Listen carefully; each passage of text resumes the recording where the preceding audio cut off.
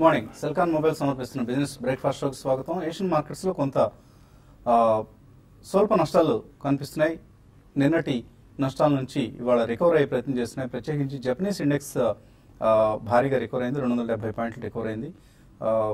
But Shanghai, KOSPI లాంటి indices మాత్రం నష్టాల్లో ట్రేడ్ అవుతున్నాయి. చైనీస్ మార్కెట్లో తిరిగి అమ్మకాలు భారీగా కనిపిస్తున్నాయి మనకు. సో కొన్ని మిక్స్డ్ ట్రెండ్ కనిపిస్తుందని చెప్పుకోవచ్చు. Taiwanese index, Japanese index and Strides times ఈ మూడు కొంత లాభాల్లో ట్రేడ్ అయ్యే ప్రయత్నం చేస్తున్నాయి. కోస్పీ అంటే కొరియన్ ఇండెక్స్ నష్టాల్లో ఉంది. ఎస్జెక్స్ నిఫ్టీ కూడా ఒక స్లైట్ వీక్ ఓపెనింగ్ ఇండికేట్ చేస్తుంది, లేదా ఫ్లాట్గా ఉండే అవకాశం కనిపిస్తుంది ఎస్జెక్స్ నిఫ్టీ ట్రెండ్ బట్టి చూస్తే మన మార్కెట్స్లో. సో గ్రీస్ సంక్షోభం సృష్టించిన ప్రకంపనలు ఇప్పుడిప్పుడే కొద్దిగా సద్దుమణుగుతున్నాయి. రాబోయే రోజుల్లో గ్రీస్ సంక్షోభం ఏ దిశగా ప్రయాణిస్తుంది అన్నది ఇంకా మనకు అట్లీస్ట్ 2 to 3 days తర్వాత కానీ ఒక ట్రెండ్ మనకు అర్థం కాదు. సో గ్రీస్ పరిణామాలు మన మార్కెట్స్లో మాత్రం పెద్దగా ఏమీ ప్యానిక్ సృష్టించలేదు. ఇది ఊరట కలిగించే అంశం. అలాగే వరల్డ్ వైడ్ గ్లోబల్గా చూస్తే కమాడిటీ ప్రైసెస్ పతనం అయ్యాయి.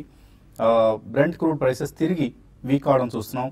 $57 బ్రెంట్ క్రూడ్ ప్రైస్ పడిపోయింది. ఇది కూడా ఇండియన్ ఎకానమీకి సంబంధించి అనుకూలమైన పరిణామం. కాపర్ ప్రైసెస్ పతనం అయ్యాయి. ఇది మనకు కలిసి వచ్చే అంశమే. సో ఓవరాల్గా గ్రీస్ సంక్షోభం నుంచి మనం కొన్ని అనుకోని ఊరట, అనుకోని వరాలు కనిపిస్తున్నాయి. సో ఈ నేపథ్యంలోనే నిఫ్టీ నిన్న మనం సెకండ్ హాఫ్లో చూసినా రికవర్ అయింది. Almost lowest point of the day నుంచి 160 పాయింట్లు నిఫ్టీ రికవర్ కావడం చూస్తున్నాం. కాల్ ప్రీమియమ్స్ 15 to 20% పెరిగాయి. పుట్ ప్రీమియమ్స్ 20 to 25% తగ్గాయి. సో ఇది కూడా కొంత బులిష్ ధోరణినే సూచిస్తున్న అంశం. అయితే మొత్తం పూర్తిగా సద్దుమణిగింది. ఇక్కడ నుంచి మనం ఇమీడియట్గా అకస్మాత్తుగా లాంగ్ పొజిషన్స్ తీసుకోవాలని కాదు, కాన్షియస్గా ఉండాల్సిన సమయమే. But at the same time కొంత పాజిటివ్ ట్రెండ్ మనకు కనిపిస్తుంది మార్కెట్స్లో. ఎఫ్ఐఎస్ 150 కోట్ల రూపాయల వర్త్ స్టాక్స్ నిన్న క్యాష్ మార్కెట్స్లో కొన్నారు. డొమెస్టిక్ ఇన్స్టిట్యూషనల్ ఇన్వెస్టర్స్ మాత్రం 410 కోట్ల రూపాయల వర్త్ స్టాక్స్ను అమ్మడం చూసాం. సో ఇది కొంత ఈ ట్రెండ్ మనం ఈ మధ్య గమనిస్తూ ఉన్న అంశమే. ఎఫ్ఐఎస్, డిఐఎస్ ఇద్దరు వ్యతిరేక ధోరణిలో ప్రయాణిస్తాం. నిఫ్టీ 8550కి సమీపంలో ట్రేడ్ అవుతుంది. 8550ని క్రాస్ చేసి కన్సాలిడేట్ అయ్యి అక్కడ నుంచి పైకి వెళ్ళగలిగితేనే ఒక అప్వర్డ్ ట్రెండ్ మనకు అర్థమవుతుంది. అదర్వైజ్ నిఫ్టీలో ప్రస్తుతానికి కొంత రేంజ్ బౌండ్ ట్రేడింగ్ ఉండే అవకాశం కనిపిస్తుంది. అలాగే డెలివరీ బేస్డ్ బయింగ్ ఏ ఇండెక్స్ స్టాక్లోనూ మనకు అంత స్పష్టంగా కనపట్లేదు. నేను ర్యాలీలో పార్టిసిపేట్ చేసింది కూడా ఎక్కువ మిడ్ క్యాప్స్, స్మాల్ క్యాప్సే. సో ఇది కొంత ఆందోళన కలిగించే అంశం. మిడ్ అండ్ స్మాల్ క్యాప్స్ కంటే కూడా ముందుగా లార్జ్ క్యాప్స్ లీడ్ చేయాలి, ఆ తర్వాత mid and small caps follow కావాలి. సో ఇది మార్కెట్లో మనకు కనిపిస్తున్న ట్రెండ్. టెక్నికల్లీ మార్కెట్స్ ఏ దశలో ఉన్నాయో శ్రీషు వివరిస్తారు. ఓవరాల్ గా మార్కెట్స్ విషయానికి వస్తే చాలా స్ట్రాంగ్ ఉన్నాయని చెప్పొచ్చు అండి. మనకి గత కొన్ని రోజులుగా మనం చూసాము ఈ గ్రీస్ ఎఫెక్ట్ ఎప్పుడు న్యూస్ వచ్చిందో అప్పటి నుంచి కూడా గ్లోబల్ గా అన్ని మార్కెట్స్ వీక్ ఉన్న మన మార్కెట్ ఓవరాల్ గా మనకి రిటర్న్ అంటే వీక్లీ రిటర్న్ చూసుకున్నా కూడా ఈవెన్ 15 days రిటర్న్ చూసుకున్నా కూడా మనదే ఎక్కువ ఉంది. కాబట్టి ఓవరాల్ ట్రెండ్ అనేది ఇంకా ట్రెండ్ కొనసాగే అవకాశం ఉంది వచ్చే కొద్ది రోజుల్లో కూడా. అయితే మార్కెట్ రేంజ్ బౌండ్ ఉంటుంది. అరౌండ్ 8600 దగ్గర హ్యూజ్ రెసిస్టెన్స్ ఉంది. ఇంతకుముందు మనం అనుకున్న 84 నుంచి రివర్స్ అయ్యేది. అయితే ఇప్పుడు అది ఆ టెక్నికల్ గా ఆ రెసిస్టెన్స్ లెవెల్ దాటి ఇప్పుడు మనకి 855 towards 8550 దాకా వెళ్తుంది. అయితే 8550 కానీ క్రాస్ కాగలిగితేనే నెక్స్ట్ అప్ ట్రెండ్ ఉంటుంది. అయితే ఈ మధ్య ఈ నెక్స్ట్ 2-3 రోజుల్లోనే ఎందుకంటే కంటిన్యూగా మనది లాస్ట్ ఒక 5-6 ట్రేడింగ్ సెషన్లకు పెరుగుతూ వచ్చింది. కాబట్టి ఇక్కడ కొంచెం కన్సాలిడేషన్ మార్కెట్లో ఉండే అవకాశం ఉంది. అయితే మిడ్ అండ్ స్మాల్ క్యాప్ లో మాత్రం యాక్షన్ కొనసాగే అవకాశం ఉంది. చాలా మిడ్ క్యాప్ స్టాక్స్ 52 టచ్ అవుతున్నాయి. కాబట్టి అటువంటి వాటిలో యాక్టివిటీ ఉంటుంది. అయితే కొన్ని సెక్టార్స్ అంటే ఏవైతే క్రూడ్ ఆయిల్ పడి బాగా మనకి చూసాం 12% దాకా కరెక్ట్ అయిన క్రూడ్ ఆయిల్, దానివల్ల పెయింట్ స్టాక్స్ బాగా పెరుగుతున్నాయి. తర్వాత కొన్ని ప్లాస్టిక్ ఇండస్ట్రీకి చెందిన స్టాక్స్ కూడా బాగా పెరుగుతున్నాయి. అవి పొజిషనల్ ట్రేడర్స్ పొజిషన్ తీసుకోమంటారు. బట్ ఓవరాల్ ట్రెండ్ అంటే చెప్తే అవి లిమిటెడ్ అప్ సైడే ఉండే అవకాశం ఉంది. ఈ క్రూడ్ ఆయిల్ అనేది కూడా ఇక్కడ ఈ లెవెల్లో కొంత ఆగొచ్చు. బట్ ఏదైనా కూడా ఓవరాల్ గా క్రూడ్ ఆయిల్ పడ్డము, తర్వాత గ్లోబల్ గా జరిగిన ఈవెంట్స్ అన్ని కూడా చాలా మన ఇండియా కొంత పాజిటివ్ గా అంశమే. అయితే రిజల్ట్ సీజన్ స్టార్ట్ అవుతుంది ఈ వీక్ నుంచి. కాబట్టి అప్పటి వరకు నిఫ్టీ రేంజ్ బౌండ్ ఉంటుంది. కొన్ని స్టాక్స్ బై చేసుకోమని చెప్తాను. టాటా మోటార్స్ ఒకటి ఈ రోజు ఇంట్రాడే కోసం బై చేసుకోవచ్చు. ఈవెన్ పొజిషనల్ ట్రేడర్స్ కూడా బై చేసుకోమని చెప్తాను. తర్వాత ఎస్ బ్యాంక్ ఒకటి కూడా ఈ రోజు పెరగడానికి అవకాశం ఉంది. తర్వాత రిలయన్స్ క్యాపిటల్ ఒకటి కూడా ఈ రోజు కొంచెం ఐటీ స్టాక్స్ మాత్రం వీక్ ఉండే అవకాశం ఉంది. ఓకే, సో ఇది ఇక మార్కెట్స్ పరిస్థితి. అయితే వాస్తవాలు అక్రమాలను బయటపెట్టడంలో తెలుగువారి అభిమాన news channel, number 1 news channel TV5 ఎల్లప్పుడూ ముందంజలోనే ఉంటుంది. గత వారం మనం ఆంధ్రప్రదేశ్, తెలంగాణ రాష్ట్రాలకు చెందిన వాణిజ్య పన్నుల శాఖ వెబ్సైట్స్ ఏ విధంగా డిజైన్ లోపాలు ఉన్నాయో, దానివల్ల ఆయా రాష్ట్రాల ఖజానాలకు ఎంత నష్టం వాటిల్తోంది అన్న అంశాన్ని మనం బయటపెట్టడం జరిగింది ఆ వాస్తవాలను. ముఖ్యంగా ఏపీసీటీ, ఆంధ్రప్రదేశ్ కమర్షియల్ ట్యాక్స్, apct.gov.in వెబ్సైట్లో డిజైన్లో ఎటువంటి లోపాలు ఉన్నది, ఆ డిజైన్ లోపాలను అడ్డు పెట్టుకొని గ్రానైట్ మాఫియా ఎటువంటి స్కామ్ చేసింది, వేబిల్ స్కామ్, నకిలీ వేబిల్లు సృష్టించుకోవడం ఎంత ఈజీనో apct.gov.in లోకి వెళ్తే ఎవరికైనా ఇట్టే అర్థమవుతుంది. ఒక చిన్న టిన్ నెంబర్ ఎవరిదైనా సరే, ఏ ట్రేడర్కి సంబంధించిన, ఏ డీలర్కి సంబంధించిన, ఏ మ్యానుఫ్యాక్చర్కి సంబంధించిన టిన్ నెంబర్ తెలిసినా కూడా ఆ టిన్ నెంబర్ సాయంతో ఇట్టే పాస్వర్డ్ సంపాదించవచ్చు. ఆ పాస్వర్డ్ సాయంతో వేబిల్స్ కావచ్చు, ఇక మన ఇష్టం ఎటువంటి లావాదేవీలు జరుపుకోవాలన్నా కూడా ఇట్టే వీలుండే పరిస్థితి మనం గమనించాం. దీనివలన గ్రనైట్ మాఫియా ఈ పరిస్థితిని అదునుగా తీసుకుంది, రంగప్రవేశం చేసింది. కనీసం 500 కోట్ల రూపాయల గ్రానైట్ ను రాష్ట్ర సరిహద్దులు దాటించింది నకిలీ వేబిల్లుల సాయంతో. ఈ అంశాన్ని సాక్షాత్తు ప్రకాశం జిల్లానే మనకు తెలుగు రాష్ట్రాల్లో అత్యధిక గ్రానైట్ ప్రొడ్యూస్ చేసే గ్రానైట్ నిక్షిప్తాలు ఉన్న జిల్లా అది. సో ఆ జిల్లా నుంచి ఎక్కువగా మనకు గ్రానైట్ బయట రాష్ట్రాలకు వెళ్తూ ఉంటుంది, విదేశాలకు వెళ్తూ ఉంటుంది.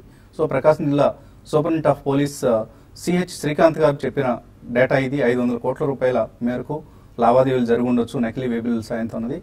ఎస్పీ శ్రీకాంత్ గారు ఏమన్నారో ఒకసారి ఇప్పుడు చూద్దాం. ఆ బయట సిస్టంలో ఉన్న లోపాలను ఉపయోగించి ఆ వెబ్సైట్ apct.gov.in లో ఉన్న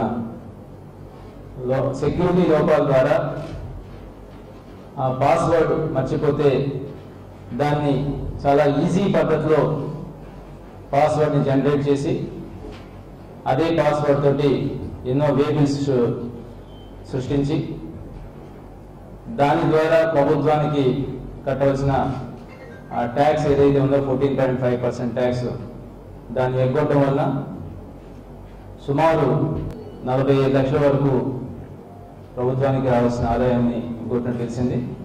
మరో కేసులో సిస్టంలో ఉన్న వ్యక్తులే కమర్షియల్ ట్యాక్స్ డిపార్ట్మెంట్లో ఉన్న అసిస్టెంట్ కమర్షియల్ ట్యాక్స్ ఆఫీసరే ఆ పాస్వర్డ్ని ఇతరులకు అందజేసి ఒక కంపెనీ పాస్వర్డ్ని, ఒక ట్రేడర్ యొక్క పాస్వర్డ్ని ఇంకో ట్రేడర్కి అందజేసి దాని ద్వారా నకిలీ వేబిల్ని సృష్టించి దాని ద్వారా సుమారు 1,35 లక్షల రూపాయలు ప్రభుత్వ ఆదాయానికి గండికొట్టినట్టు తెలుస్తుంది.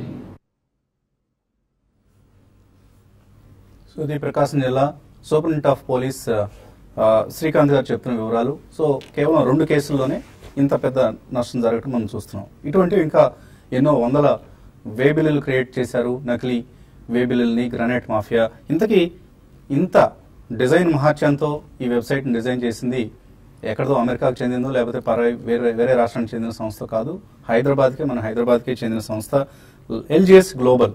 దీన్ని తదనంతర కాలంలో లైకోస్ ఇంటర్నెట్ అనే సంస్థ టేక్ ఓవర్ చేసింది. అయితే ఈ టేక్ ఓవర్లు, లిస్టింగ్స్, షేర్ ప్రైస్ మూవ్మెంట్స్ వీటి మీదే దృష్టి కేంద్రీకరించింది. కానీ లైకోస్ ఇంటర్నెట్ అనే సంస్థ ఇంతకుముందు ఎల్జిఎస్ గ్లోబల్ ఏం చేసింది, ఆ సంస్థ చేసిన కార్యకలాపాలను మనం మళ్ళీ చక్కదిద్దాలి, మెయింటైన్ చేయాలి అన్న అంశంపై దృష్టి సారించలేదు.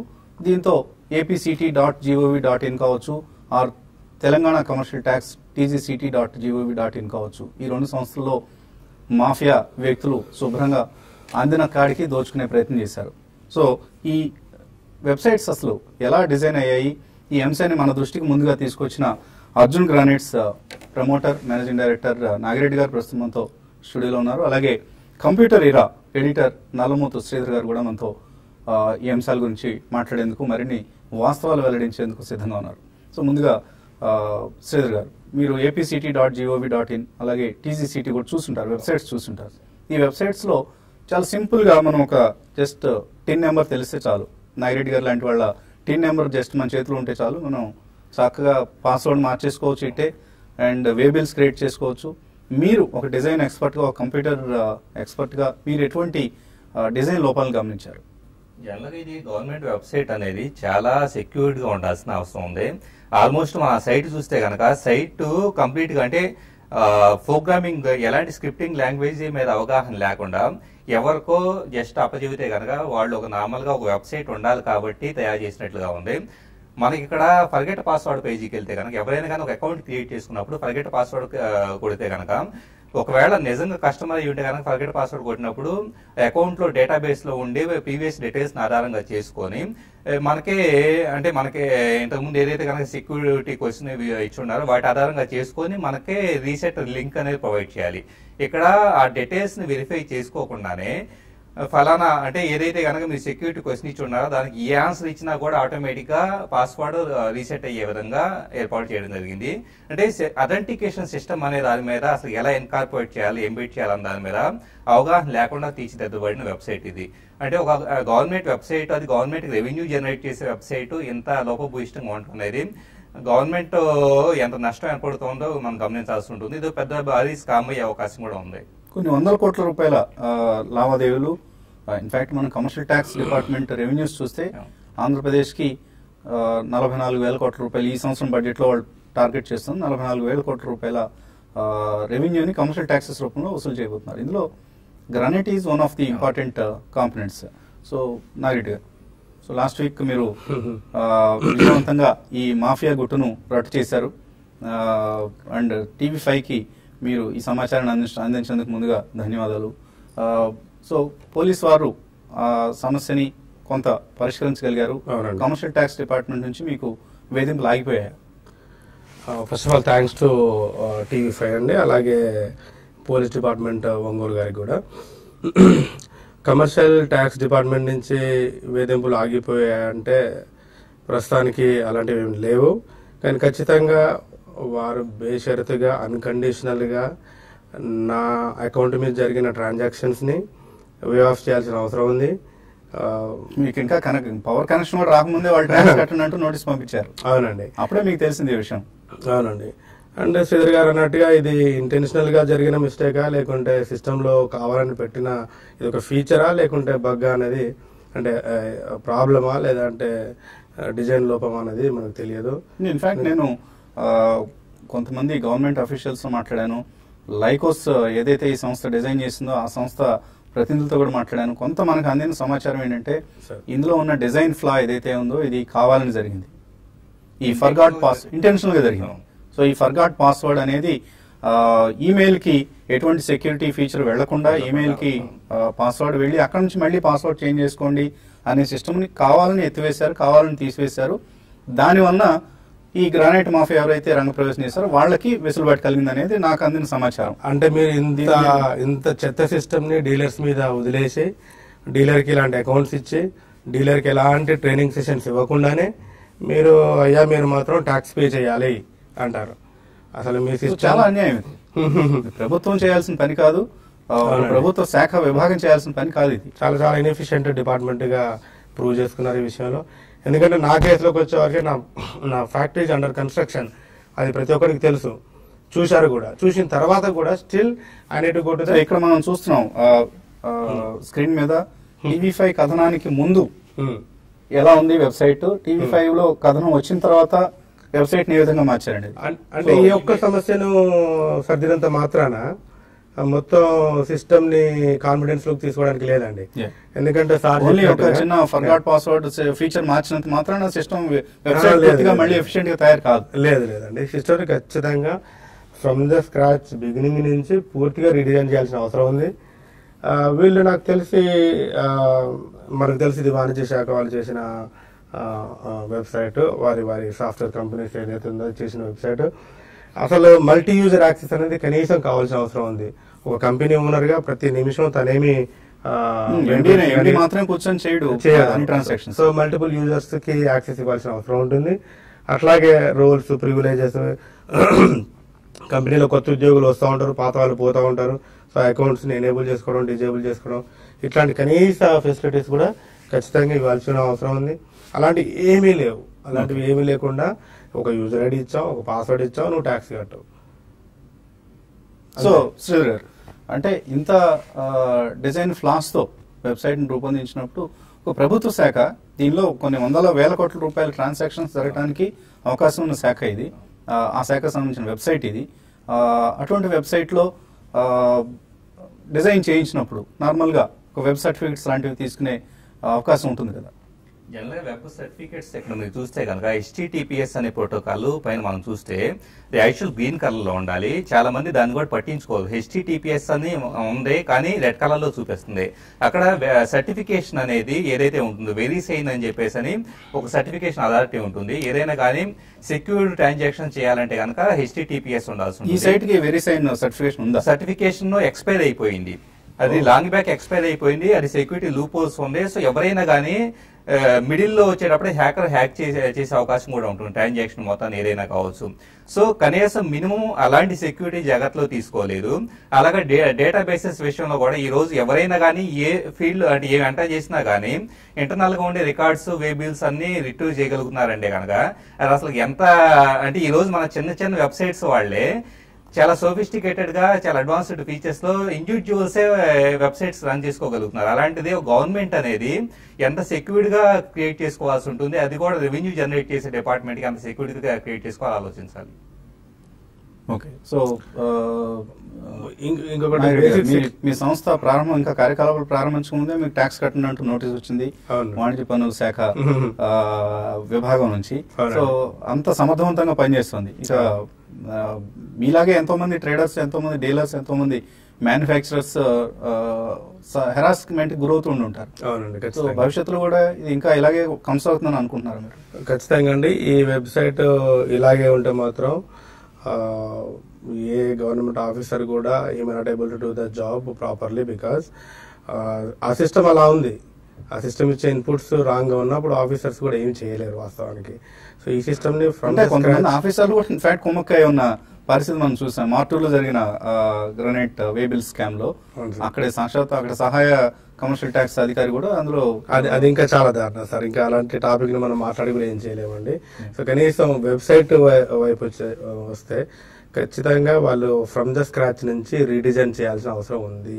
అంటే లైకోస్ ఇంటర్నెట్ ఈ వెబ్సైట్ ని ఇంకా మెయింటైన్ చేస్తూ ఇంకా డిజైన్ చేస్తూ వెళ్తే వాళ్ళు నిజంగా వాళ్ళు they have that capability to make it flawless or లేదు అనిపిస్తుంది. అసలు ఈ రోజు లైకోస్ అనేది సైట్ డైరెక్ట్ గా ఓపెన్ చేయడానికి ట్రై చేసి ఎవరైతే కనుక దీన్ని డిజైన్ చేశారో ఆ సైట్ ఓపెన్ కావట్లేదు. నేను లిటరల్ గా నెంబర్ ఆఫ్ బ్రౌజర్స్ లో నేను ట్రై చేస్తున్నాను. లైకోస్ సైట్ ఏదైతే దీన్ని లైకోస్ పేరుతో చేయకూడదు దాన్ని, ఎందుకంటే వాళ్ళు అంతకుముందు వైబ్రెంట్ డిజిటల్ అనే పేరుతో ఉండేవాళ్ళు. అంతకుముందు ఇది LGS గ్లోబల్ అనే పేరు, LGS గ్లోబల్ రకరకాల అవతారాలు మారుకుంటూ వచ్చిన సంస్థ. అయినా కూడా కింద వాళ్ళు ఫోటోల్లో వచ్చేటప్పటికి వాళ్ళు లింక్ ఇచ్చి ఉన్నారు. ఆ లింక్ ని క్లిక్ చేసి చూడండి. ఫోటోల్లో ఏదైతే కనుక లింక్ ని కనీసం అప్డేట్ కూడా చేయలేదు. డెవలప్డ్ బై అని చెప్పేసి ఒక లింక్ ఇస్తారు. ఆ లింక్ క్లిక్ చేసినప్పుడు ఆటోమేటిక్ ఎవరైతే డెవలప్ చేస్తున్నారో ఆ సైట్ కి వెళ్ళాలి. ఆ సైట్ అనేది ఓపెన్ కావట్లేదు. ఇక్కడ పూర్తిగా బాధ్యత రాహిత్యం కనిపిస్తుంది. 100% ఇంత కీలకమైన ఏదో ఒక చిన్న కంపెనీకి సంబంధించిన వెబ్సైట్ కాదు ఇది. ఎవరికి సంబంధం లేని వెబ్సైట్ కాదు. రోజువారీ నాగిరెడ్డి గారు లాంటి మ్యానుఫ్యాక్చరర్స్, ఎంటర్ప్రెన్యూర్స్ లాగిన్ అయ్యి వాళ్ళకి సంబంధించిన లావాదేవీలు నిర్వహించుకోవాల్సిన అత్యంత ముఖ్యమైన వెబ్సైట్ ఇది. చాలా సెక్యూరిటీగా ఉండాలండి. ఎందుకంటే government activities, government revenue generate చేయడం ఒకటే ఇంపార్టెంట్ ఎలిమెంట్ అయితే కనుక రిమైనింగ్ థింగ్స్ ఏంటంటే గవర్నమెంట్ మీద ఈ గవర్నెన్స్ అనే దాని మీద ఎప్పుడైనా కానీ ట్రస్ట్ అనేది క్రియేట్ చేయాల్సిన అవసరం ఉంది. సో వీటిల్లో వచ్చేటప్పటికి ఇలాంటి డిజైన్ ఫ్లాస్ లేకపోతే ప్రోగ్రామింగ్ నాలెడ్జ్ ఉండి లేని వాళ్ళ చేత డెవలప్ చేయించడం ఈ రోజు ఇలాంటి జరిగిన ఇంతకుముందు కూడా చాలా సందర్భాలు గవర్నమెంట్ వెబ్సైట్స్ హ్యాక్ అవడం ఇలాంటివి కూడా జరిగి ఉన్నాయి. సో ఇదే డేటా బేస్ ని ఎవరైనా హ్యాకింగ్ జరిగింది. ఇక్కడ డిజైన్ ఇట్ సెల్ఫ్ ఈజ్ ఫ్లాడ్. అంటే కానీ ఇది హ్యాక్ చేయడానికి కూడా స్కోప్ ఉన్నంత దారుణంగా ఉంది డిజైన్ అనేది. సో ఎవరైనా కానీ ఈ రోజు డైరెక్ట్ గా దాంట్లో ఉండే సెక్యూరిటీ ఫ్లాస్ ని బేస్ చేసుకుని ఎవరైనా కానీ వేబిల్స్ ని రిట్రీవ్ చేయగలుగుతున్నారు. ఎవరైనా నిజంగా హ్యాక్ చేయడానికి ట్రై చేస్తే ఇంకా పరిస్థితి ఏంటో ఆలోచించాల్సి ఉంటుంది. ఈ రోజు ఒక 100 రూపాయలు బ్యాంక్ ATM లో డ్రా చేసుకున్నా కూడా మనకు ఒక అలర్ట్ మెసేజ్ వస్తుంది, వెంటనే వస్తుంది. అలాంటిది లక్షల రూపాయలు మనం ట్యాక్స్ పే చేయాల్సిన సిస్టమ్ లో నాకు ఎలాంటి అలర్ట్ లేదు. 101 వేబిల్స్ నా సిస్టమ్ నుంచి డ్రా చేసుకున్నప్పుడు 101 వేబిల్స్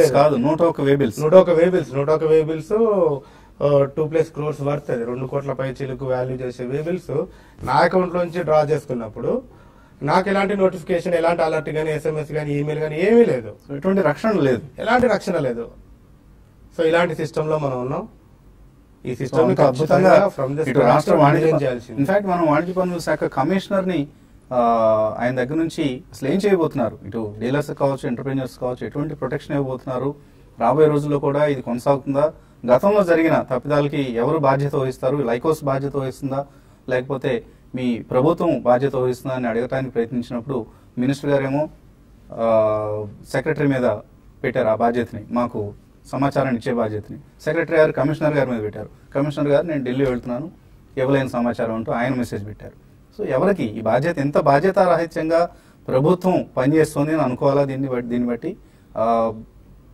ఎంటర్ప్రెన్యూర్స్ని మీరు రండి, మేము డిజిటల్ ఇండియా అంటున్నారు, డిజిటల్ ఏపీ అంటున్నారు, డిజిటల్ తెలంగాణ అంటున్నారు, ఇన్ని కబుర్లు చెప్తున్నారు, కానీ ఇక్కడికి వచ్చే ఎంటర్ప్రెన్యూర్స్కి ప్రొటెక్షన్ ఇవ్వడంలో ఎటువంటి వైఫల్యం ఉందో అనేది మనకి ఇప్పుడు సాక్షాత్తు నాగిరెడ్డి గారి ఉదంతంలో అర్థమవుతుంది.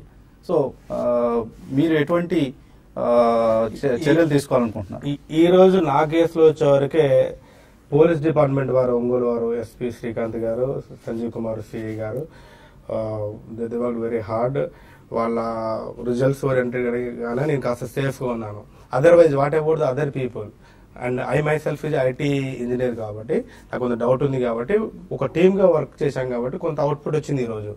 మరి ఎంతమంది డీలర్స్ చదువుకున్న వాళ్ళు ఉన్నారు, ఎంతమంది డీలర్స్ కంప్యూటర్స్ వాడే వాళ్ళు ఉన్నారు, ఎంతమంది డీలర్స్కి మీరు ట్రైనింగ్ ఇచ్చారు? ఏ ట్రైనింగ్ ఇవ్వకుండానే ఒక యూజర్ ఐడి ఇది, పాస్వర్డ్ ఇది అని చెప్పేసి మీ ముఖాన పడేసి మీరు ట్యాక్స్ పే చేయండి అంటే ఇది మాత్రం కరెక్ట్ కాదు. Computerization if you want to do in this way it's a blunder. గత 4 రోజులుగా మీరు నిద్రాహారాలు లేవు, నాకు నా ఆరోగ్యం కూడా క్షీణించిందని చెప్తారు. ఖచ్చితంగా సార్. దీనికి డిపార్ట్మెంట్ బాధ్యత వహించాలి. ఇన్ఫాక్ట్ అందరూ ఒక ఎంటర్ప్రెన్యూర్ ఇంతటి నిరాశకు నిస్పృహ గురయ్యే పరిస్థితిని రాష్ట్ర ప్రభుత్వం కల్పిస్తుంది. ఆంధ్రప్రదేశ్ ప్రభుత్వం ఎటువంటి బాధ్యత కనిపించట్లేదు అక్కడ వాళ్ళకి సంబంధించిన ప్రభుత్వ విభాగాల్లో కానీ, అక్కడ అధికారుల్లో కానీ. కనీసం పోలీస్ శాఖ సమర్థవంతంగా చాలా సమర్థవంతంగా చేసింది. నేనైతే పర్సనల్లీ నేను ఇంత స్పీడ్ గా ఈ కేసు అవుతుంది అనుకోలేదు. నేను పర్సనల్ గా నేను అనుకున్నాను, నా ఒక 1 year లైఫ్ స్క్రూ అయిపోయింది. అండ్ నేను ఈ ట్యాక్స్ ఎలా కట్టాలని చెప్పేసి ఎంతో భయపడిపోయాను. ఎందుకంటే నేను ప్రూవ్ చేసుకోలేకపోతే, నేను కట్టలేదని ప్రూవ్ చేసుకోలేదు. మిమ్మల్ని ఎంత మానసిక వేదనకు గురి చేసిన ప్రభుత్వ శాఖను కానీ, లేకపోతే ఆ ఇంటర్నెట్ లైకోస్ ఇంటర్నెట్ సంస్థను కానీ మీరు ఏదైనా చట్టపరమైన చర్యలు తీసుకోబోతున్నారు? ఖచ్చితంగా తీసుకోవాలి అని అనుకుంటున్నాను సార్. ఇప్పుడు ఇంతకుముందు సెషన్లో నేను ఆలోచిస్తా అన్నాను. ఇప్పుడైతే ఖచ్చితంగా నేను దాని విలువెంట చూపించాలి. ఒక డీలరు మనస్తాపానికి మీరు బాధ్యత వహించాల్సి ఉంది. మీరు ఎప్పుడైతే ఒక డీలర్కి ఇది మీ అకౌంట్, ఈ అకౌంట్లో ఉండడానికి మీరు బాధ్యులు అన్నప్పుడు అట్ ద సేమ్ టైం మీరు ఇచ్చే సిస్టము వాల్యుబుల్ కాకపోతే, ట్రస్టబుల్ కాకపోతే, మీరు కాన్ఫిడెన్స్లోకి తీసుకోలేని పరిస్థితి ఉంటే ఖచ్చితంగా మీ రెస్పాన్సిబిలిటీ మీకు గుర్తించాల్సిన అవసరం ఎంతైనా ఉంది. ఇన్ఫాక్ట్ ఇక్కడ అతి ముఖ్యమైన అంశం సరే మీకు వ్యక్తిగతంగా జరిగిన అంశం, తర్వాత స్టేట్ ఎక్స్చెకర్, స్టేట్ ట్రెజరీకి రావాల్సిన పన్ను ఆదాయాన్ని కోల్పోయాం. 450 కోట్ల రూపాయలు ప్రతి ఏటా గవర్నమెంట్ గ్రానైట్ ఎక్స్పోర్ట్స్ నుంచి గ్రానైట్ ట్రేడ్ నుంచి వసూలు చేస్తున్న పన్ను మొత్తం ప్లస్ రాయల్టీ ఏదైతే మైనింగ్ నుంచి జరుగుతుందో ట్రాన్సాక్షన్స్ వాటి నుంచి రాబడుతున్న మొత్తం ఈ 450 కోట్లు ఇటువంటి డిజైన్ ఫ్లాస్ లేకపోతే ఇదే 1000 కోట్లు వెళ్తుందో 2000 కోట్లు వెళ్తుందో అని చెప్పలేం. సో ఇంత మొత్తాన్ని నష్టంగా మనం పొందుతున్నాం. ట్యాక్స్ పేయర్స్ మనలాంటి వాళ్ళం హోటల్కి వెళ్తే VAT 14.5%, 5% service tax, 5% service charge చెల్లించి కళ్ళ నీళ్ళతో బయటకు వచ్చే పరిస్థితి. ఇటువంటి మాఫియా చేతుల్లో మాత్రం 0 ట్యాక్స్తో చక్కగా వాళ్ళు 100,000 కోట్ల రూపాయల టర్నోవర్ను బయట రాష్ట్రాలకి వస్తువులను తరలిస్తున్నారు. వితౌట్ ట్యాక్స్ చక్కగా లాభాన్ని జేబులో వేసుకుంటున్నారు. దీనివల్ల మనకే నష్టం, రాష్ట్రంలో హానెస్ట్గా పన్ను కడుతున్న మనలాంటి వాళ్ళకి నష్టం. సో ఈ నేపథ్యంలో ఇటు ప్రభుత్వ శాఖల్ని, లైకోస్ ఇంటర్నెట్ లాంటి సంస్థల్ని మనం నిలదీయాల్సిన పరిస్థితి ఇది. సో సమయం మించిపోయింది, ఇంకా చాలా అంశాలు చర్చించాల్సింది, కానీ ఉన్న సమయంలో ఎందుకంటే చేయలేకపోయాం. మరొక కార్యక్రమంలో ఇటువంటి వాస్తవాల్ని, ఇటువంటి నిజాలను బయటపెట్టే ప్రయత్నం చేస్తుంది మీ TV5. Keep watching TV5.